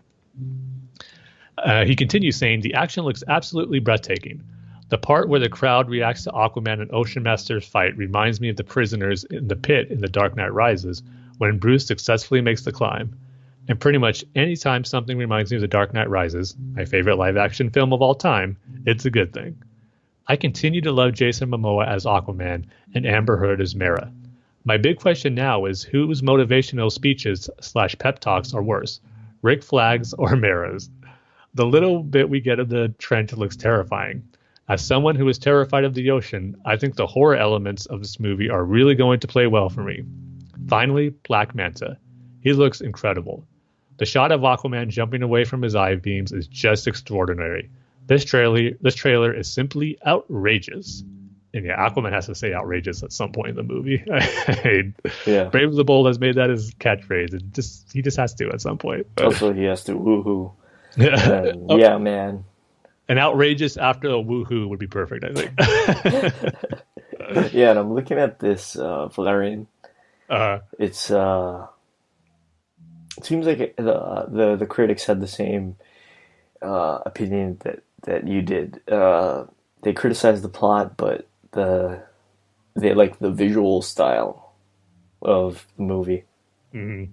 It's from the same director who did The Fifth Element, Luc Besson. Besson, yeah, Luc Besson, yeah. It's considered a box office disappointment. Yeah, I didn't do that great. Let me see the numbers. It looked like it was expensive too, with all the effects they had in it. 177, 205 to 205 million, and it only grossed 225.9 million. So, yeah, not a huge success. not a big, huge thing. So, I don't think it's gonna get a sequel, but you never know, right? That is true, but I probably wouldn't bet on it. Ethan Sorry Hawke for those who were it. fans on it, though, but I Ethan wouldn't Hawke count on a was in sequel. Man, see, I don't remember who he played. Jolly the Pimp. Yeah, it doesn't ring a bell. Clive Owen was in it. Aaron Fillet. Yeah, you could probably name off a few names that I'm not going to ring a bell besides the main stars. Right. Dane DeHaan and Claire, what's her last name? Enchantress from Suicide Squad. Yeah, Delavigne. Delavigne. Yeah, I think it's Delavigne. Yeah. But yeah, so I don't think there's too much. I don't think we're doing a Valerian minute by minute commentary anytime soon. I'll just say that. Though it would be an interesting way for you to see the movie for the first time, Dane, if it's just by minute. Oh, and John Goodman was in there. Oh yeah, that's right. Yeah. See, like these actors in here, but kind of small roles. Yeah.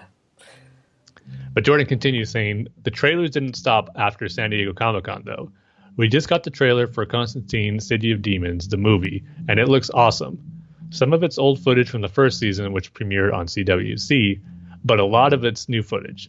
I loved the first season, and I'm so excited to see all the additional footage in this movie. It looks pretty terrifying, and I think the music used in the trailer just amplifies the horror. I just love Matt Ryan as Constantine so much, and I'm so happy how much we've gotten of him in the role after the premature cancellation of his live-action series. While this film isn't technically in the DCU AOM line, it could technically be counted as an entry in the DCU AOM New 52 inspired universe, as that's the continuity in which it's set. The Constantine we've seen in this one is the one from Justice League Dark rather than from the Arrowverse. I'm so excited about Joker. First off, I love the official title. Ever since the film first was reported, I've been hoping it would be or take inspiration from Brian Azzarello and Lee Bermejo's Joker graphic novel. The film sharing a title with said graphic novel gives me even more hope that some inspiration will be taken from that.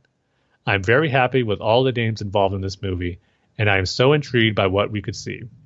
Personally, I think the idea of the Joker being the illegitimate son of Thomas Wayne could be fascinating.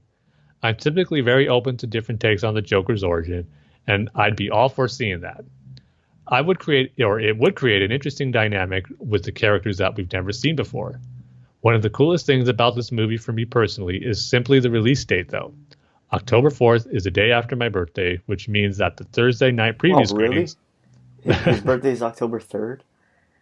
Mine is October 2nd. A day apart, huh? Yeah. Except Jordan is like 10 years younger than I am. You're still going to be a lot much older than him, no matter how serious are. I'm going to be in my 90s, and he's going to still be in his 30s.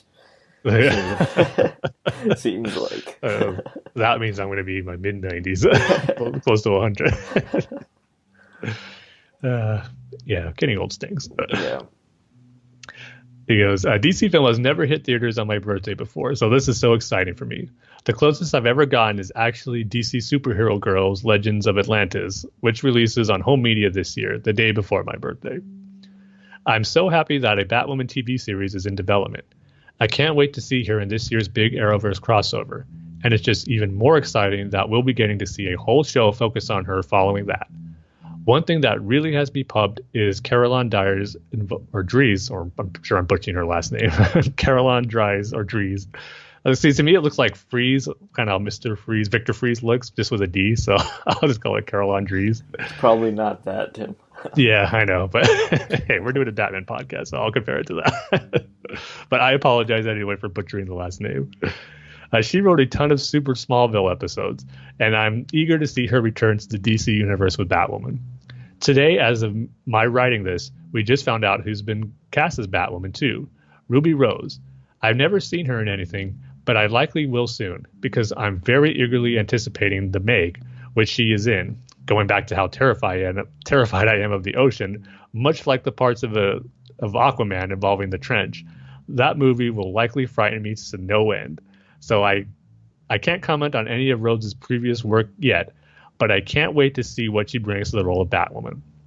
I don't know, but after reading this, Jordan, I got to ask, you got a fear of the ocean, but yet you're still seeing all these movies like Aquaman, and then now with The Meg, which I know is kind of being played for kind of a comedy / horror type movie, but still, for seeing a big shark that size, I hope you make it okay during those movies if you're afraid of the ocean. But give you props for still going to see those type of movies, though. You're conquering your fear. So he hasn't seen Jaws then?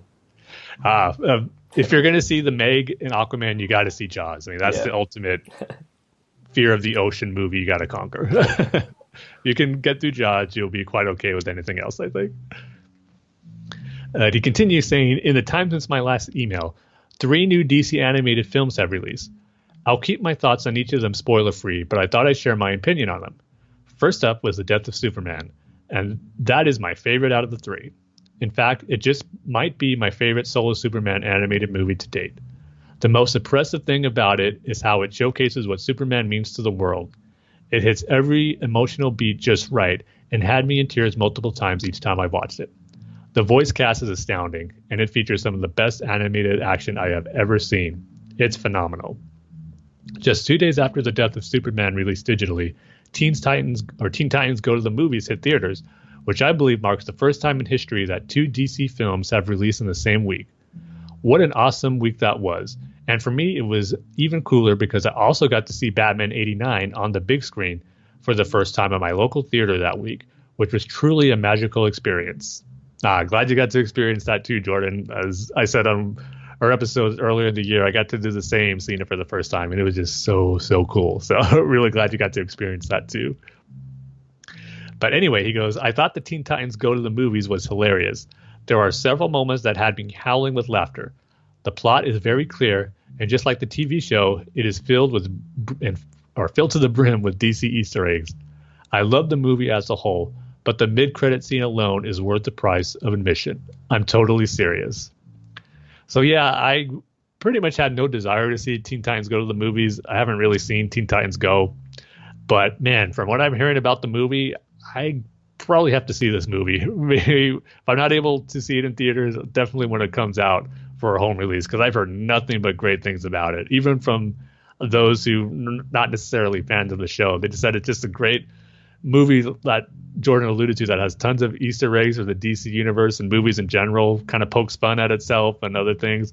I kind of even heard it's kind of like the very lighter version of Deadpool. Kind of that humor as far as poking fun, but of course not as crude and vulgar as Deadpool is. But I just heard a lot of great things about it, so I'd probably have to check it out. But I do know the mid-credit scene that Jordan referred to here, and yeah, I would agree with that. So I guess we won't go into spoilers on it here, but in case those are in my case who are going to wait to see the movie when it comes out on home release, I think that'd be a nice surprise. So, but I totally know what you're saying, Jordan, and yes, it is awesome. But he continues saying that the next week after, Lego DC Superheroes Aquaman Rage of Atlantis completed the trifecta of DC films. Atlantis looks awesome in Lego form. The stuff with Atrocitus is excellent, and the best part about him is that Jonathan Adams is reprising his role from Green Lantern the animated series. That is cool. I didn't know that, and he did a great voice for Atrocitus in the animated series. I mean, that's the voice I hear whenever Atrocitus pops up in comics, which is really, really good. So that's cool. We got another crackhead playing him again. Part of the film is an undersea adventure, and another part is a space adventure with a scene that reminds me quite a bit of a scene from my favorite Justice League episode, Comfort and Joy. There's quite a bit of Bat representation in this movie too, which I love, as not only is Batman featured heavily, but Batgirl and Robin get some fun stuff to do also. It is quite funny that over the course of 1 week, Scott Menville starred as Dick in one film and Damian in another. My parents' basement does indeed have a subtitle, Your Friendly Neighborhood Comic Bar, which I find very clever. That's funny. Yeah. We said how great my parents' basement name was, but that subtitle there, Your Friendly Neighborhood Comic Book Bar, elevates it even more. Yeah. And since my last email, I attended Atlanta Comic Con. This was its first year, and it was a blast. The biggest con here in Atlanta is Dragon Con, which is now less than a month away, and this was a smaller con that was the perfect appetizer for Dragon Con. One thing that I definitely want to bring up about it ties with some of your discussion about Batman 50 from last episode. I met Ty Templeton at Atlanta Comic Con, and he signed his page from issue 50. We then proceeded to chat about Batman for about 2 hours. It was an incredible experience getting to talk for that long with someone who's been writing and drawing the character for over 25 years. I actually even got him to confirm a theory I had about his page from Batman 50. His page is the new Batman Adventure style, but Catwoman's suit is slightly different from the new Batman Adventures design. Instead of her eyes being covered and her mouth exposed, her mouth is covered and her eyes are exposed on that page. I theorize that this is because Bruce's love letter is in the issue makes a point that all of Catwoman's suits leave her eyes visible. This is true only with her canonical suits though, which her new The Batman Adventure suit is not. So my theory was that it was changed for that page to match up with the love letter. Ty confirmed to me that that is indeed the case. He originally sent the page with Catwoman in her new The Batman Adventure suit as it's supposed to look, but he was asked to alter it to conform to the love letter in Batman 50. Anyway, I was honestly pretty proud of myself for figuring that out correctly, and it was awesome to hear Ty explain what happened there. There were a lot of other highlights of the con for me as well. I bought a Gotham Bat Cat magnet, which features the line, "Did you ever kiss a girl?" that Selena Kyle asked Bruce in the Gotham episode Harvey Dent, which I absolutely adore. I saw a bunch of awesome cosplayers. I attended a panel on the psychology of Batman's Rose Gallery, which was fascinating. I saw a bunch of incredible fan films. My favorites were Black Lightning, Tobias's Revenge. It's a fan film, so it doesn't count as the first official time, of course, but it's the first time I've ever seen Static in live action. Batman Patient Zero is similar to the Smallville episode Labyrinth, but with Batman instead of Superman. And the one that knocked my socks off in a way that no other fan film ever has, Injustice for All. Ever since I saw this fan film, I've been sending the links to so many people because it is truly magnificent. The acting is remarkable, and the production value is like a TV quality. It essentially acts as a prequel to Injustice, and it features some of the most horrifying stuff involving the Joker and Harley that I have ever seen. It gives a definitive origin for the Joker that I find brilliant and extremely frightening. And some of the stuff Joker does in this fan film is so deplorable as anything I've ever seen him do. On the final day of the con, I went to a panel discussing the way Krypton and Kryptonian culture are portrayed on both Supergirl and Krypton, which was hosted by my good Bat fan Rebecca Johnson from Supergirl Radio, along with Michael Bailey from Superman Homepage. I just had a bat-tastic time at the con, and I hope to go back for many more years to come. Did he post pictures on Instagram? Yeah, he did post some. Okay. I gotta check those out. You see, I totally forget about Instagram. Yeah. I mean, I'm looking at my phone right now, and it's right next to the Twitter app. So it's not buried. There's no issues there. Yeah. Okay, so you can keep reading his email, and I'm gonna look up his pictures. Okay, try to find some good ones. Yeah. Yeah. So first off, I think it's cool that got another con to go to. That's local for you, Jordan. But this one sounded like really cool. I just think it's awesome that you got to spend 2 hours to a comic book creator about an issue that you absolutely love. I mean, that doesn't happen all the time. So I think that had to be an awesome experience. So that was really cool. And yeah, you sent us the link to that Injustice for All fan film. I haven't had a chance to watch it yet, but hearing you rave about it and how good it is, I'm definitely have to check it out soon. So thanks for sending the link. Okay, so I'm looking at his Instagram, and there's the Desert Batman, and Nightwing and Wonder Woman and a Deadpool crossing guard. Like, I don't know if I noticed that one, but that wouldn't surprise me if that's the case. It's like is that Deadpool? Yeah, I don't know. Yeah, that sounds about right. Deadpool being a crossing guard. Yeah, I think that's probably the case. But Jordan continues saying, on to Batman 51 and 52. Spoilers, I love both these issues. What I love most about them, even though it breaks my Batcat heart, is how they reinforce that Batman does need Catwoman and that he's a better Batman with her. As we know, Holly manipulated Catwoman into thinking otherwise in Batman 50, and I love how this story is reinforcing just how wrong Holly's notion is. Batman has completely lost his way without Catwoman, and it has perhaps resulted in an innocent man, at least when it comes to the crime in question, at risk of being convicted. I love how Batman 52, let me start that again. I love how in Batman 52, there's even a very fitting nod to Batman Annual number 2, with an image of Batman and Catwoman from the masterpiece being framed in the jury room. I'm always down for a Mr. Freeze story, as he's one of my favorite villains, so I'm happy that he's the villain of this story. This Cold Days arc is very unique, as it has put Bruce in a situation that I can't recall ever seeing him in before. Tom King does such an incredible job portraying the tension in the jury room, and it's very exciting.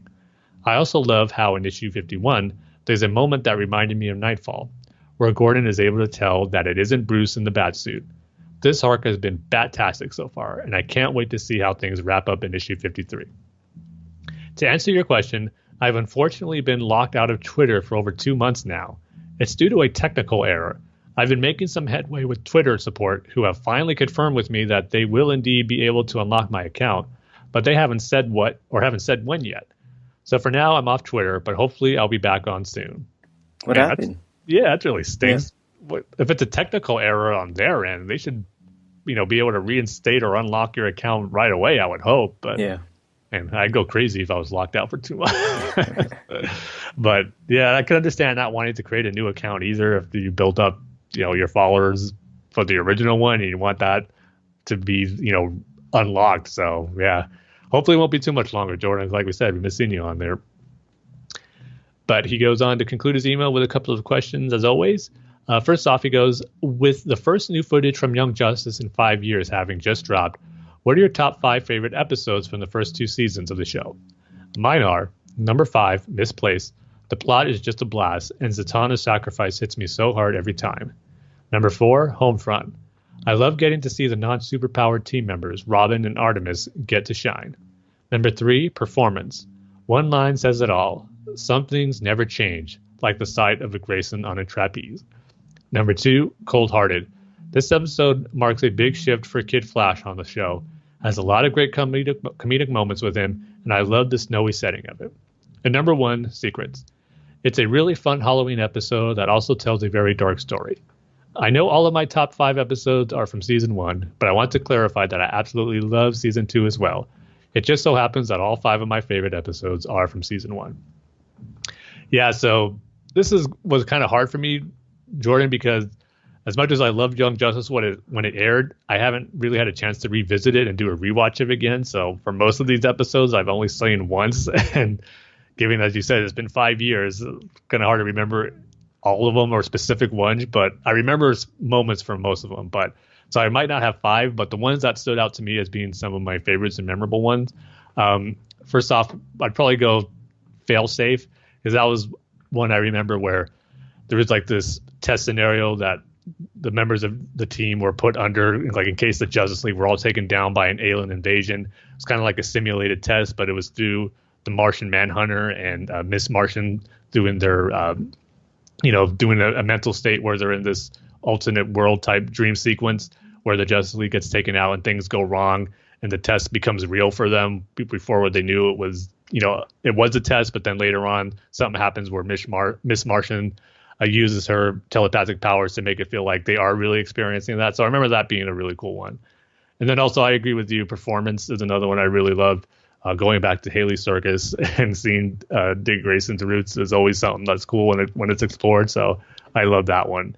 And even season 2, and then again, moments stuck out for me in that season more so than episodes, just because it was a great season with some great story arcs, but ones that stick out to me, of course, the finale, that tease we left with Darkseid. I mean, doesn't get much of a bigger tease than that.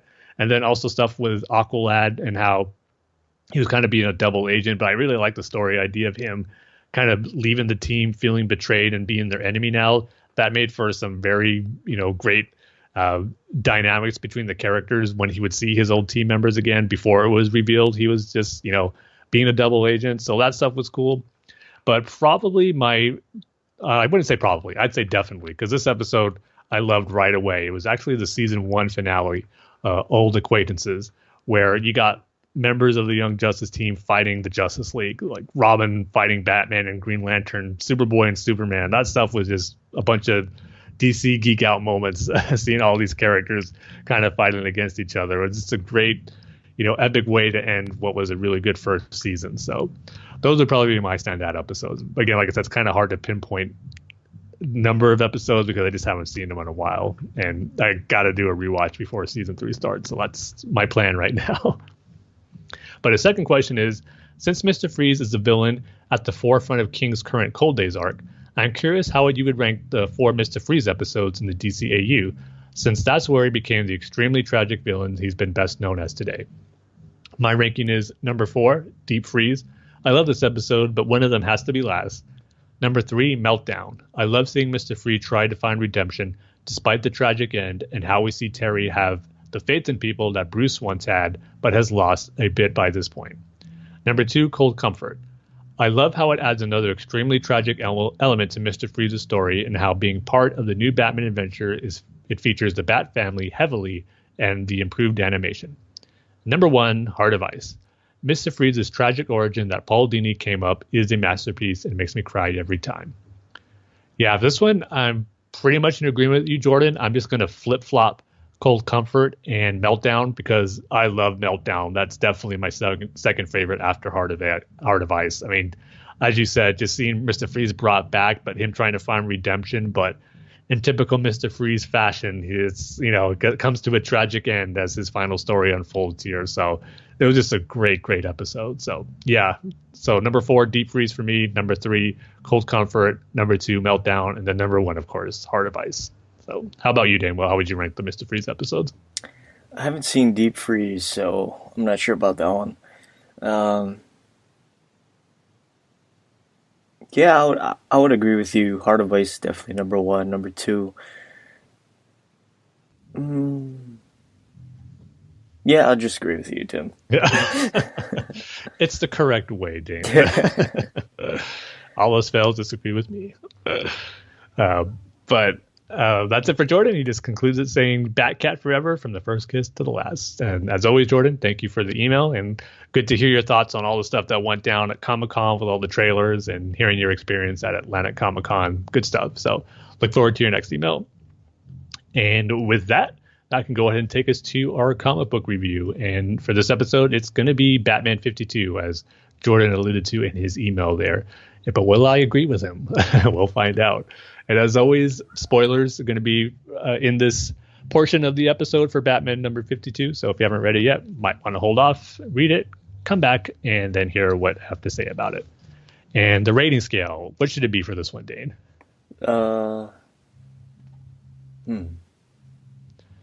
Something with the Foo Fighters, I think. Yeah. Number of Foo Fighters songs that Dane wishes was more raw. Yeah. Yeah, Okay. That's good. Yeah. Sounds good to me. All right, so Batman number 52. Again, as I said when I reviewed number 51, and as Jordan alluded to in this email, just such a unique concept that I'm just really enjoying of Bruce Wayne being part of a jury, trying to have the fate of Mr. Freeze is in his hands, and he's going against the majority of the other jurors who are ready to have him be guilty. And Bruce didn't go along with it when they were voting on the last issue, and that's where it ended, and that's where this issue picks up on. And this issue probably maybe even better than the last one, because it just brings up some great things about Bruce and Batman that I thought Tom King explored really well here. And it begins with the jurors kind of saying, he's Mr. Freeze. Like, he's like all these bad, horrible things he did, these poor women that he killed. Of course he's guilty, but Bruce is the only one saying, there's just not enough, facts to support his, claims, or to support the fact that everyone thinks he's guilty, and even the fact that he himself confessed that he did it. And we all know why, because Bruce was there to bring in Mr. Freeze as Batman. So the issue highlights, 3 points of the evidence being brought about for the case against Mr. Freeze. The fact that the autopsy, the police report initially didn't show, the cold being used against the temperature for the women's brain being brought down, linking to Mr. Freeze, that was discovered by Batman and not the police force. Then the fact that Mr. Freeze was already in his suit when Batman came to confront him, even though he was under house arrest and shouldn't be in that suit. But the big thing that stood out to me in this issue, though, is just, the fact that Bruce Wayne right here is just kind of feeling a little bit of regret of his actions, or I shouldn't say a little bit, he is regretting his actions of Batman, but just how he doesn't want to hear how perfect Batman is, because there's a great moment in the issue where one of the other members of the jurors is saying, Batman's just better than the police department. That's why he found the evidence of, the temperature drop in these women's and their autopsy that the police didn't. And Batman just goes, you know what, it's an explanation that Batman saw and Gordon's people didn't, but your only explanation is Batman is better. Why? Why did Gordon miss it, and why did Batman cash it? And he just slams his hand on the table, and you're just getting that sense that he's just in conflict with himself here. It is part about Batman and how he acted during this moment, and just kind of, how he's in a state of mind right now where it's not really the best place for him after the events of Batman 50 and Catwoman leaving him. He doesn't, I think, want to necessarily say that, but it's all right laid out for those of us who have been reading the story. As there was a moment in the issue where he's talking to Alfred through his intercom before he goes to take on Mr. Freeze. Alfred just calls to him, "Sir, given your recent disappointment, perhaps you might want to." And Batman just goes, "Thank you, Alfred, but I'm fine. I'll find Freeze and I'll come home." So everyone sees that Dick called him in the last issue, seeing how he's doing, Alfred is, but Bruce just doesn't want to hear it right now. As far as when he's Batman, and he just goes to extreme measures to bring Mr. Freeze in. And there's just another great moment here at the end of the issue, because they go on to the second point as far as Freeze and the evidence of him being, all suited up, ready for Batman. And Bruce makes the point to the other jurors, goes, well, it's because, he was tipped off by someone who told him Batman was coming. And someone goes, well, if he was an innocent man, he just would have stayed put, and he wouldn't have to worry about, he shouldn't have run. If he was innocent, he wouldn't have run. But then Bruce kind of explains to him, have you ever had a conversation with Batman? Does he ever just go to a criminal and just talk to him? He goes, no, that's not Batman. That's not how he knows Batman to be. They've had plenty of encounters before and plenty of fights and beatings that Mr. Freeze experienced. Of course, he's just not going to sit around and wait for Batman to show up. He's going to, suit up and be prepared for Batman. And there's this nice page of different instances of Batman taking on Mr. Freeze over the years and the different costumes he's had, which was cool. But the point that really stood out to me, and probably my favorite point of this, or story aspect of the issue, is when you just really see the hurt that Bruce Wayne has here. And he goes on to say why, Mr. Freeze would do this, and say that he was guilty because he was scared of what Batman was going to do with him. But in the end, Bruce is telling them this reason for a totally different, I think, point of view from where he's coming from and how he feels as Batman and the hurt he feels as Catwoman leaving him, because he goes on to tell the story of, losing his parents. I just love how he kind of hesitates before he can say that. He just goes, ladies and gentlemen, when I was 10 years old, I lost my mother and father. Just that hesitation of not wanting to tell that story. But as he's telling it, he just goes on to have this great monologue there where he goes, as I watched, he ran and I went down on my knees, I screamed. And then there's a panel of Batman just screaming at Mr. Freeze. And he just says that I was so scared, he ran and he was gone. They took me away. I got older. I was tried and tested. And he goes on to say I pretty much had a good life. But here's the important part here. He goes, and then when something happens, you lose something or someone, or he hesitates again, having trouble accepting the fact that Selena left him. He goes, if that pain is there again. It's there again. My mother's tangled pearls, my father yelling. I'm 10 on my own. I'm on my knees. I'm scared out of my mind. And I feel what I say and do. I become something and I do things. He says, I am myself, but not what I want to be or what I should be. And again, he's kind of comparing this to showing why Mr. Freeze would confess when he was scared. But this is all really about him acting this way as Batman, because he's feeling that same hurt he felt when his parents were killed with Selena leaving him, losing the love of his life. And I just love how that's what's, affecting Bruce here, that pain, like that he's never felt that as much pain as he did when his parents killed. Maybe not as quite on that level, obviously, but it's probably the most pain he felt since his parents were killed when Selena left him. And it's making him, as he said here, do things that, or be someone that he knows he should not be. So I just love that parallel and just that conflict that Bruce is having in this issue when it comes to how he's acting as Batman. And he's telling people, these jurors, all about that, kind of letting it out. But of course, they're not putting two and two together. And that's the way he wants it, of course. But it's just great to see Bruce kind of analyze himself like that and just see what he's going through here. Tom King just did a good job of showing that in this issue. And then it kind of ends with another one of the jurors talking about this. They're all for Batman. All these people are pro Batman. One lady saying he saved her on an occasion, and they're saying, you just want us to show us that Batman is wrong. He's bad. He did this horrible thing. He's out of control. And then she goes, you want to prove that, Mr. Lane. The only way we can believe you is if you have proof that Batman is all those things. Do you have proof? And the last bit of dialogue is Bruce just saying, yeah, I can prove it. And it just says to be continued. So how is Bruce going to prove that? I don't think he's going to necessarily say that, he's Batman to just these random jurors here, but he'll do something that I'm sure will make him, I guess, cleanse his soul in a way for acting the way he did. And just can't wait to see how it all wraps up. Tom King's created a very intriguing story here. And not only with Bruce as a member of the jury and deciding Mr. Freeze's fate here, but just what he's going through and how he's acting as Batman and just that pain and hurt he's feeling right now because of the loss of Catwoman. So, yeah, another really solid issue. I'm going to give this one 4.5 out of 5 songs of the Foo Fighters that Dane wishes was more raw. Sounds good. Yeah. So, yeah, a good song. So, yeah, that's going to do it for this episode.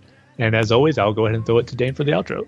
All right, just go to the BatmanUniverse.net, Facebook.com/BatmanUniverse, Twitter handles at BatmanUniverse. The show's Twitter handle is at Bat-Fans Podcast.